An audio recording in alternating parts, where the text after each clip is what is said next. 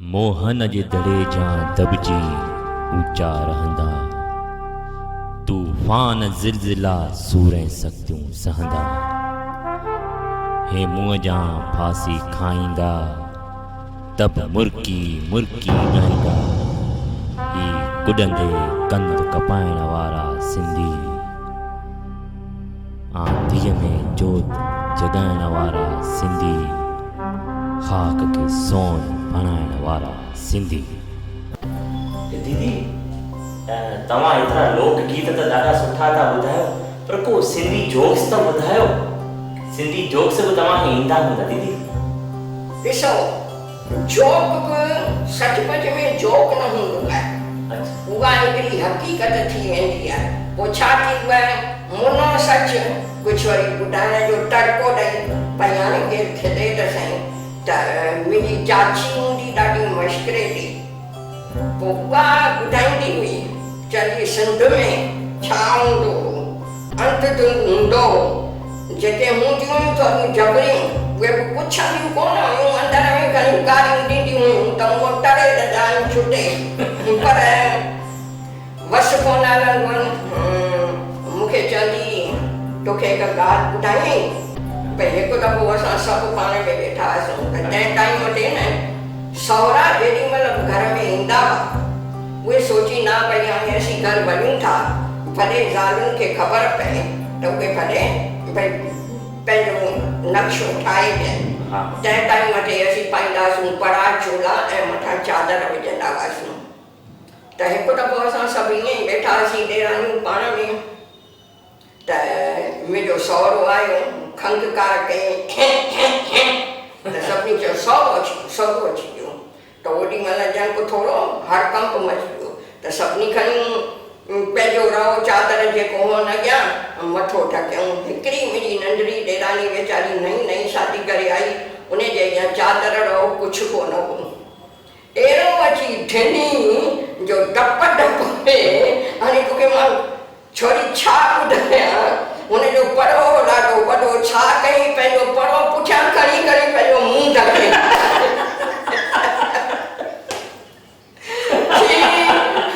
मुंहिंजो सहुरो रुॻो ॾाके लथल, उहा अहिड़ा हूंदा हुआ, उहो हींअर ॻाल्हाए सघूं था। चई कुंवार भले तुंहिंजो मुंहुं बि कोन ॾिठो, तुंहिंजो वार बि कोन ॾिठा, पर तुंहिंजो सभु कुझु मुंहुं ॾिसी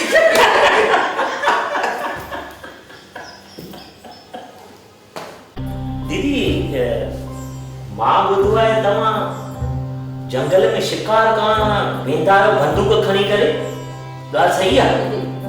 छॾे यार, छो पियो मां न मज़ाक न, पर मां त ॿुधो आहे सच में तव्हां बंदूक खणी जंगल में वेंदा आहियो, शिकार करे ईंदा आहियो।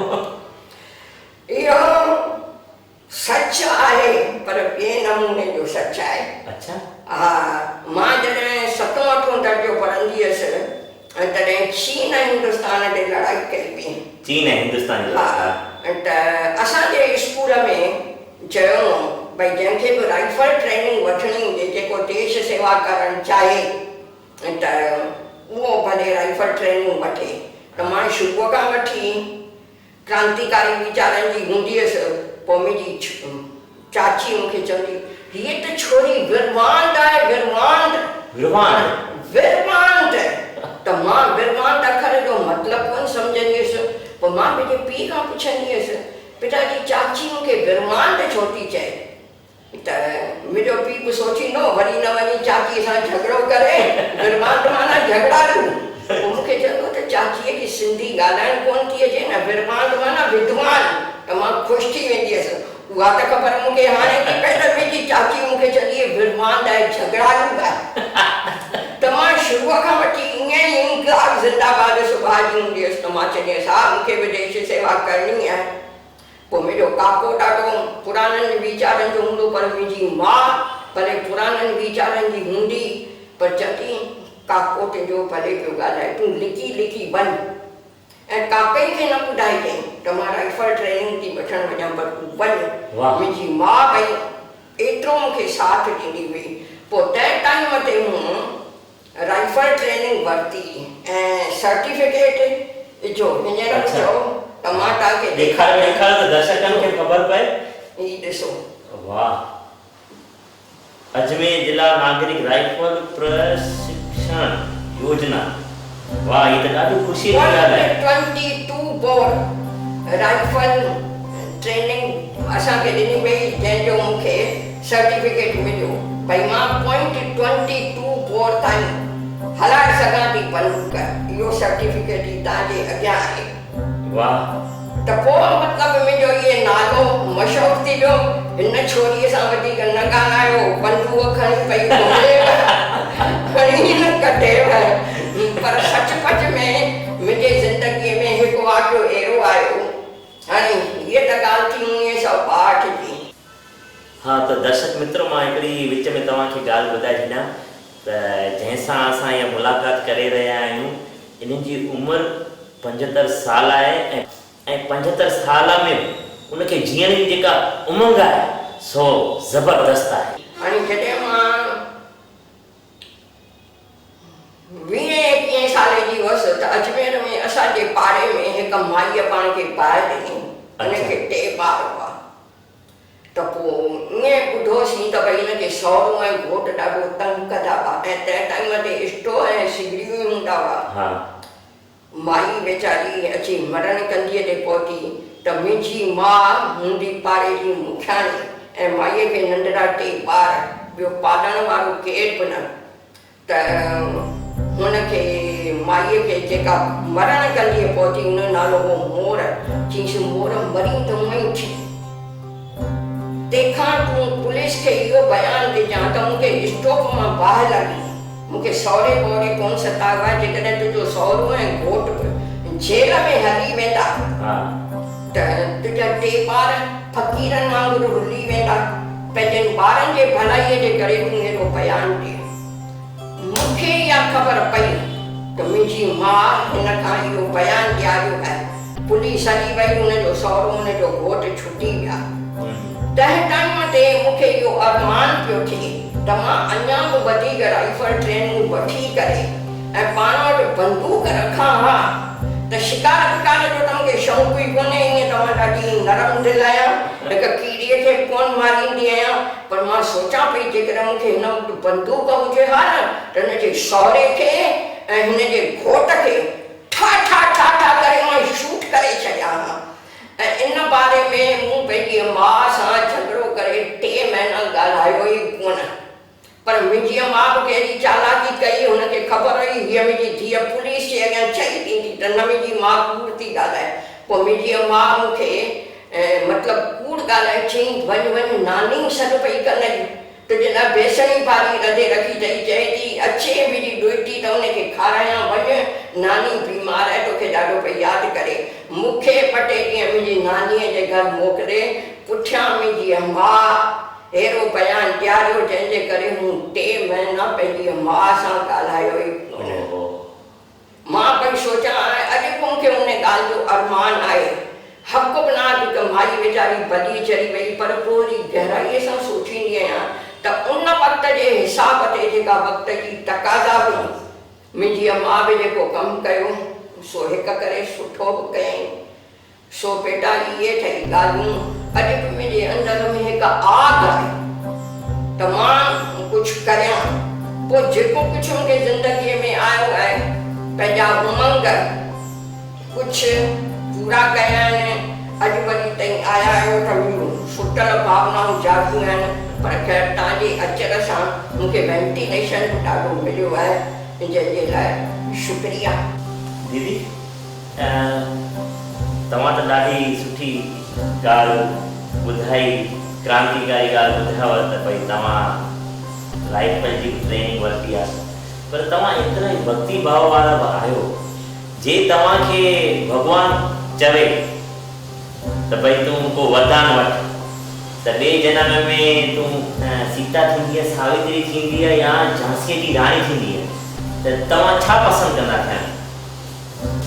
सीता माता खे बि मुंहिंजो नमस्कार आहे। सावित्री देवीअ खे बि मां साष्टांग प्रणाम थी करियां। अहिड़ियुनि देवियुनि जे करे असांजी हिंदू परंपरा जो नालो सॼी दुनिया में क़ाइमु आहे, जेके पंहिंजा घर संभाले वेठियूं आहिनि, घोट संभाले वेठियूं आहिनि, ॾाढी सुठी ॻाल्हि आहे। पर जिते मुंहिंजी चॉइस जो सुवालु आहे, मां झांसी जी राणी थियणु पसंदि करियां, छो त अॼुकल्ह जे हिसाब सां, देश काल ऐं पात्र जे हिसाब सां मूंखे ईअं लॻंदो आहे त जहिड़ो माण्हू तहिड़ो मुल्क। माना इन करे हिकु पासे सीता सावित्री हुजे त ॿिए पासे दुनिया में झांसी जी राणी हुजे, त हिकिड़ो बैलेंस रहंदो अचे। मूंखे यादि आहे, मां नंढड़े हूंदे कविता पढ़ंदी हुअसि, कुंडेले हर बोलों के मुंह हमने सुनी कहानी थी, खूब लड़ी मर्दानी वह तो झांसी वाली रानी थी। ॾिसो अॼु बि मुंहिंजा वार खड़ा था थी वञनि, त मूंखे झांसी जी राणी थियणु। वाह दीदी वाह, तव्हांजा वीचार ॾाढा कुझु वीचार आहिनि। त हाणे मां चाहींदुसि त आख़िर में तव्हां कुझु दर्शकनि खे जेके असांखे ॾिसी रहिया आहिनि उन्हनि खे कुझु संदेश ॾियणु चाहींदा? ॾिसो हाणे अॼुकल्ह तव्हां ॾिठो वञे न त ॾाढा प्रवचन हीअं दुनिया में जिते किथे सभिनी खे मिली रहिया आहिनि। तंहिंखां पोइ बि मूं ॾिठो आहे ज़िंदगीअ में माण्हुनि में निराशा ई ॾाढी घणी आहे। जेतिरा घणा सुख आहिनि ओतिरा ई घणा माण्हू दुखी लॻा पिया आहिनि। त मां सोचींदी आहियां त भई इहा ज़िंदगी ॾाढी अनमोल आहे ऐं असांखे सुठे नमूने जीअणु खपे। इहा ज़िंदगी आहे न, परमात्मा जे पारां हिकिड़ो सुठो तोहफ़ो आहे। हिन ज़िंदगीअ में ई असीं सभु कुझु ठाहे सघूं था। ज़िंदगी ज़बरदस्त आहे, परमात्मा जी ॾिनल ज़बरदस्त नेमत आहे, उनखे ज़बरदस्ती नमूने न मरीज़ न भई मिड़ई पिया ॾियूं, ईअं न। ज़िंदगी ज़बरदस्त आहे, उनखे ज़बरदस्ती न मरीज़ जी न, ज़बरदस्त नमूने ज़बरदस्त वीचारनि सां जियो ऐं जियो ऐं जियो। वाह दीदी वाह, ज़िंदगी ज़बरदस्त आहे, उनखे ज़बरदस्तीअ सां न जियो पर ज़बरदस्त वीचारनि सां जियो। दीदी तव्हां जेको असांखे अॼु खज़ानो ॾिनो आहे, जेका सिंधी भाषा खे जेको तव्हां माला माल कयो आहे, असां सभिनी सिंधियुनि खे तव्हां हिमत ॾिनी आहे, तव्हां वाकई सिंधी शेरनी आहियो। त दोस्तो मां सम्झां थो त जेको दीदीअ वटि सिंधियत जो जेको खज़ानो हो तमामु ॿुधो हूंदो ऐं आनंद माणियो हूंदो। थैंक यू, धन्यवाद, शुक्रिया। शुक्रिया तव्हांजो।